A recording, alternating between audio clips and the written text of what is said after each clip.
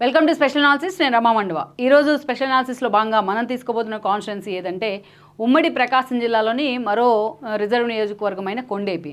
ఈరోజు కొండేపిలో నిజంగానే ఒక డిఫరెంట్ రాజకీయ సమీకరణాలకైతే ఈ కాన్స్టిట్యున్సీ రేపటి ఎన్నికల్లో వేదిక కాబోతోంది. జగన్మోహన్ రెడ్డి ఈ రోజున ఆదిమూలం సురేష్తోని ఒక కొత్త ప్రయోగానికి అయితే ఇక్కడ తెరదీశారు. బట్ ఆఖరి నిమిషంలో అలాంటి ప్రయోగానికి తెరదీయడం మాత్రం వైఎస్ఆర్సీపీకి ఒక బిటర్ ఎక్స్పీరియన్స్ మిగిలించబోతోంది అన్న కొన్ని అంచనాలు అయితే వస్తున్నాయి. ఇక అదే సమయంలో మనం చూసినట్లయితే అక్కడ ఆల్రెడీ 2 సార్లు టీడీపీ నుంచి బాల వీరాంజనేయ స్వామి ఎమ్మెల్యే కావడం జరిగింది. తిరుగులేని నేతగా కూడా అక్కడ 2 సార్లు ఎమ్మెల్యేగా గెలిచి ఒక ట్రెండ్ అయితే సెట్ చేయగలిగారు ఆయన. అలాంటి బాల వీరాంజనేయ స్వామి చేతిలో రేపు సుదీర్ఘకాలం మంత్రిగా పనిచేసిన ఆదిమూలంకి ఓటమి తప్పదు అనే కొన్ని అంచనాలు అయితే వస్తూ ఉన్నాయి.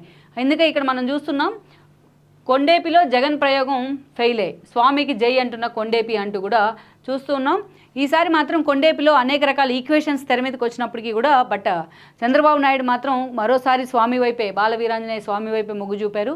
అనేక ప్రతికూలతలను అక్కడ ఆయనకి వైఎస్ఆర్సీపీ కలుగజేసిన పార్టీని ఎక్కడా కూడా ఆయన డినే చేసే ప్రయత్నం చేయలేదు, పార్టీ నుంచి బయటికి వెళ్ళలేదు. గత 2 సార్లు కూడా పార్టీ అధికారంలో ఉన్నప్పుడు 14లో ఆయన ఎమ్మెల్యే అయి ఉన్నారు. అండ్ దెన్ 19లో కూడా ఆయన పార్టీ ప్రతిపక్షానికి పరిమితమైన సమయంలో కూడా ఆ రోజు ప్రకాశం జిల్లా 4 స్థానాలను ఇచ్చింది. అందులో ఒకటి కొండేపి అనుకోవాలి, టీడీపీ ఖాతాలో వచ్చిన సీటు. సో అంత స్ట్రాంగ్ ఫోర్స్గా కూడా అక్కడ బాల వీరాంజనేయ స్వామి తనకంటూ ఒక సెల్ఫ్ ఇమేజ్ని క్రియేట్ చేసుకున్నారు. ఎప్పుడు జనంలో ఉంటాడనే ఒక పేరుతో పాటు పార్టీ తరపున ఇచ్చిన కార్యక్రమాలను అదే స్థాయిలో జనంలోకి తీసుకెళ్తాడన్న పేరు కూడా బాల వీరాంజనేయ స్వామికి ఉంది. అయితే అలాంటి స్వామికి చెక్ పెట్టేందుకు అంటే ఈసారి గెలిస్తే ఆయన హ్యాట్రిక్ పూర్తి చేసినట్టే హ్యాట్రిక్ కొట్టడం ఖాయమనే అంచనాలు కూడా వస్తున్నాయి. అలాంటి స్వామికి చెక్ పెట్టేందుకు ఈరోజు జగన్మోహన్ రెడ్డి ఆదిమూలం సురేష్నే అక్కడ తీసుకొచ్చే ప్రయత్నం అయితే చేశారనుకోవాలి.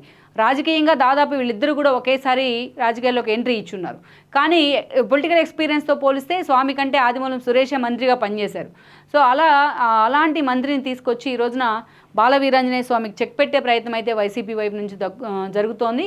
అయితే ఎంతవరకు కూడా ఇది వర్కౌట్ అవుతుందనేది ఒక కీలక అంశం. ఎందుకంటే అటు కొండేపి కానీ, కొండేపిలో కీలక మండలాలు సింగరాయకొండ లాంటివి కానీ ఇవన్నీ కూడా ఈరోజు బాల వీరాంజనేయ స్వామికి కదా టీడీపీకి వన్ సైడ్ ఎడ్జ్ ఉన్నాయి. ఇది పేరుకి రిజర్వ్డ్ కాన్స్టిట్యున్సీ అయినా అగ్ర సామాజిక వర్గాల ఓటు బ్యాంక్ కూడా అక్కడ ప్రీడామినెంట్గానే ఉంది. గెలుపోవటం నిర్ణయాత్మక స్థానంలో ఆ ఓట్ బ్యాంక్ ఉంటూ వస్తుంది. సో అలాంటి చోటు నుంచి ఈ రోజున ఎంత సీరియస్గా ఆదిమూలం ఫైట్ చేస్తే కొండేపిలో బాల వీరాంజనేయ స్వామికి చెక్ పెట్టగలడు అన్న అంచనాలు కూడా ఇక్కడ తెర మీదకి వస్తూ ఉన్నాయి. సో బాల వీరాంజనేయ స్వామికి చెక్ పెట్టేందుకు ఆదిమూలంతో జగన్ కొత్త ప్రయోగానికి తెరదీశారు. బట్ ఈ ప్రయోగం మాత్రం ఒక బెటర్ ఎక్స్పీరియన్స్ అయితే మిగిల్చబోతోందన్న అంచనాలు వస్తున్నాయి. కొండేపిలో స్వామి వర్సెస్ ఆదిమూలం అన్న ఈక్వేషన్ అయితే ఉంది. దీన్నే మనం ఇక్కడ గ్రాఫిక్ ప్లేట్స్ రూపంలో ప్రజెంట్ చేసే ప్రయత్నం అయితే చేశాము. సో లాస్ట్ మినిట్లో ఇక్కడ ఆదిమూలం సురేష్ గతంలో చూసినట్లయితే ఆదిమూలం సురేష్ ఎంట్రీనే రాజకీయాల్లో ఒక వింత పరిణామం. ఒక సివిల్ సర్వెంట్గా ఆయన వైఎస్ఆర్సీపీ వైపు నుంచి రాజకీయ రంగేట్రం చేసే ప్రయత్నం చేశారు. ఇక జిల్లాలో కూడా జగన్మోహన్ రెడ్డికి అత్యంత సన్నిహిత నేతగా మారుతూ వచ్చారు. అలాంటి ఆదిమూలం సురేష్ను మొదటిసారి తీసుకొచ్చి జగన్మోహన్ రెడ్డి సంతనూతలపాడు నియోజకవర్గంలో, ప్రకాశం జిల్లాలోని ఈ నియోజకవర్గం సంతనూతలపాడు నియోజకవర్గం ముందు రిజర్వ్డ్ కాన్స్టిట్యున్సీ మరొకటి, సో అక్కడ ఎమ్మెల్యేగా పెట్టే ప్రయత్నం చేశారు. ఆ టైంలో కూడా విజయ్ కుమార్ని ఓడించి మరీ ఎమ్మెల్యేగా గెలుచున్నారు ఎవరైతే ఆదిమూలం సురేష్. ఇక అదే యాటిట్యూడ్ ఆయన కొనసాగుతూ వచ్చారు. అదే జగన్మోహన్ రెడ్డికి అనుంగు ఎమ్మెల్యేగా కూడా పేరు తెచ్చుకున్నారు. ఇక ఎంతమంది ఎమ్మెల్యేలు పార్టీ నుంచి వెళ్ళినా ఆదిమూలం మాత్రం పార్టీని కనిపెట్టుకునే ఉంటూ వచ్చారు. అందుకే జగన్మోహన్ రెడ్డి గుడ్ లుక్స్లో కూడా వెళ్ళారు ఆయన. 2019 ఎన్నికల్లో మరోసారి అతను అక్కడి నుంచే పోటీ చేస్తారనుకుంటున్నప్పటికీ టీజీఆర్ సుధాకర్ బాబును సంతనూతలపాడులో ఇంప్లాంట్ చేసి లాస్ట్ మినిట్లో ఆదిమూలం తీసుకెళ్లి ఎర్రగొండపాలెం నుంచి పోటీ చేయించారు. బట్ కాన్స్టిట్యున్సీ ఏదైనా గెలుపు తనదే అని కూడా ఆయన ఒక రికార్డ్ అయితే క్రియేట్ చేసుకున్నారు. ఎర్రగొండపాలెం నుంచి కూడా ఎమ్మెల్యేగా గెలిచి అసెంబ్లీలో అడుగుపెట్టారు. అలాంటి ఆదిమూలంకి జగన్మోహన్ రెడ్డి తన ఫస్ట్ క్యాబినెట్లోనే చోటిచ్చున్నారు. తర్వాత క్యాబినెట్ ఎక్స్పాన్షన్లో భాగంగా బాలినేని లాంటి ఒక సన్నిహిత ఎమ్మెల్యేని తీసి పక్కన పెట్టారు. కానీ మంత్రి పదవి నుంచి ఆదిమూలంను మాత్రం అలాగే కంటిన్యూ చేస్తూ వచ్చారు. ఇక మరోసారి చూసినట్టయితే ఈసారి ఎర్రగొండపాలెం నుంచే పోటీ చేయడానికి ఆదిమూలం ఇంట్రెస్ట్ చూపుతున్నా జగన్ మాత్రం ఇప్పుడు ఆయన లాస్ట్ మినిట్లో తీసుకొచ్చి కొండేపిలో ప్లాన్ చేసే ప్రయత్నం చేశారు. ఇది నిజంగానే వైఎస్ఆర్సీపీకి చూస్తూ కూడా గెలవబోయే సీటును ఒక సెట్ బ్యాక్గా మార్చారు. అటు ఈ ఆదిమూలం సురేష్ షఫ్లింగ్ కారణంగా కొండేపిలో గెలుపు వచ్చే అవకాశం లేదు. అదేవిధంగా ఎర్రగొండపాలెంలో వైసీపీ ఆ సీటుని కోల్పోబోతోందన్న అంచనాలు కూడా వస్తున్నాయి. ఇది నిజంగా వైఎస్ఆర్సీపీకి పూర్తి స్థాయిలో ఒక సెట్ బ్యాకే అనుకోవాలి. ఇక ఆదిమూలం సురేష్తో జగన్ ఒక కొత్త ప్రయోగానికి అయితే తెరదీస్తున్నారనేది మనం చెప్పుకున్నాం ఆల్రెడీ. మరి ఈ ప్రయోగం ఎంతవరకు కూడా సక్సెస్ అవుతుందనేది మనం ఖరాఖండిగా చెప్పలేం కూడా. తట్టు బాల వీరాంజనేయ స్వామి లాంటి ఒక ఓన్ చరిష్మా ఉన్న నేత ముందు ఆదిమూలం ఎంతవరకు ఈ సమీకరణాల్లో కొండేపి రాజకీయ సమీకరణాల్లో ఫిట్ అవుతారనేది కూడా మనం చూడాలి. అదేవిధంగా చూసినట్లయితే సురేష్ స్థానికుడు కాదనే విమర్శలు, గతంలో చూస్తే సంతనోతులపాడు, ఆ తర్వాత చూస్తే ఎర్రగొండపాలెం, ఆ తర్వాత చూసినట్టయితే ఇప్పుడు కొండేపి. ఆయన స్థానికుడు కాదు, ఆయనకు అసలు ఈ కాన్స్టిట్యున్సీతో కొండేపి కాన్స్టిట్యున్సీతో ఏం సంబంధం అంటూ కూడా ఇప్పటికే బాల వీరాంజనేయ స్వామి వర్గం ఒక విమర్శలకైతే తెరదీసింది. ఈ విమర్శల్ని అస్త్రాలుగా చేసుకొని రేపటికి ఎన్నికల్లోకి వెళ్ళబోతోంది. గత రెండు సార్లు ఎమ్మెల్యేగా గెలిచి తానే ఒక స్ట్రాంగ్ ఫోర్స్గా అక్కడ ఎమర్జ్ అయ్యారు స్వామి. అలాంటి సమయంలో ఆయన స్థానికుడు కాదనే విమర్శ మాత్రం ఆయనకు ఒక సెట్ బ్యాక్ కాబోతుంది అన్నది వాస్తవం. అందుకే మనం స్టార్టింగే చెప్పాం, జగన్మోహన్ రెడ్డి ప్రయోగం అయితే ఈసారి ఒక విఫల ప్రయోగంగా మిగలబోతోంది.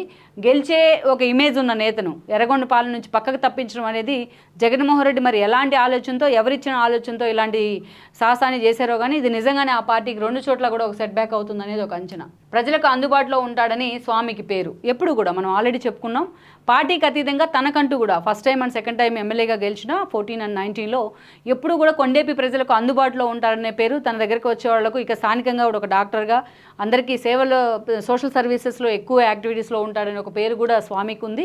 బట్ ఇష్యూస్ మీద ఆ స్థాయిలో కూడా మాట్లాడుతూ వచ్చారైనా దళితుల విషయంలో జగన్మోహన్ రెడ్డి వేధింపులను ఎప్పటికప్పుడు ఎక్స్పోజ్ చేస్తూ వస్తున్నారు, అటు కాన్స్టిట్యున్సీలో కావచ్చు, ఇటు పార్టీ వేదికల మీద కావచ్చు.